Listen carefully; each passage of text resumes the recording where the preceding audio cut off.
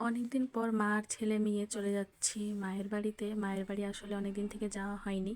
Hello everyone, আসসালামু আলাইকুম। আজকে আমার মায়ের বাসায় যাচ্ছি, আর মায়ের বাসায় যে কী কী করবো সব কিছুই থাকছে আজকের এই ব্লগে। তো দেখো, তো মায়ের বাড়িতে প্রায় 2 মাস থেকে যাওয়া হয়নি। আর এইদিকে দেখতে পাচ্ছ, আমি আর মা আমার ছেলে মিলে চলে যাচ্ছি আমার মায়ের বাড়িতে। রিক্সা নিয়ে নিয়েছি, এখন চলে যাব কাটাখালী বাজারে। বাজার থেকে অটো নিয়ে তারপর চলে যাব মায়ের বাড়িতে। তো যাই হোক, তোমাদের ভাইয়া তো মায়ের বাসায় যেতে দিতেই চায় না। তো আর কি করার বলো, বলেছি যে সকালে যাব বিকালে চলে আসবো, তারপরে এত রাজি হয়েছে। তো আর দেরি না করে চলে যাচ্ছি মায়ের বাড়িতে। আর মায়ের বাড়িতে গিয়ে কি কি করব তোমাকে সব কিছু শেয়ার করবো আজকের এই ভিডিওতে। আমার মায়ের বাড়িতে চলে আসছি আসলে অনেক দিন, প্রায় 2 মাস থেকে আমার মায়ের বাসায় আসতে পারিনি। আমার মা তো শুধু সব সময় বলে আসো আসো। তো ফাইনালি চলে আসছি আমার মায়ের বাড়িতে। আমার মায়ের বাড়িতে পাটখড়ি দেখেছো কতগুলা, আমার মায়ের পাটখড়িগুলা সব একাই ছিলেছে। আর এখন তো জানোই পাটের সময়। তো এইটা হচ্ছে আমার মায়ের গরু, এখানে 2টা গরু থাকে, আমার মায়ের 2টা গরু আছে। আর এইদিকে হচ্ছে হাঁসের ঘর, এখানে হাঁস থাকে, হাঁসের ঘরে তো অনেকগুলা ডিম থাকে। তো এখন হাঁসে ডিম দিচ্ছে না, সেজন্যে এখন আর ডিম নেই। এটা হচ্ছে আমার মায়ের বাড়ি, টিনের বেড়ার বাড়ি। তো দেখতে পাচ্ছ মা তার জামাই আসবে বলে কত কি রান্না করছে। এদিকে হাঁসের মাংসও রান্না করছে, আবার গরুর মাংসও রান্না করবে। তো যাই হোক, আমার মায়ের হাতের মাংস রান্না করা সেই সুস্বাদু আর সেই স্বাদ।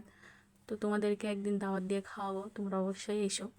এদিকে এটা গরুর মাংস। গরুর মাংস এখনও রান্না করা হয়নি, তবে রান্না করবে।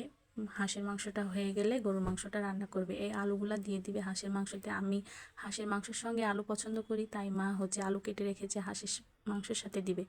তো মা রান্না করতে করতে চলো তোমাদেরকে একটু আমার মায়ের ঘরগুলো দেখাই নিয়ে আসি কি কি আছে। আসলে আমার মা একলাই থাকে, আমার আব্বু নেই।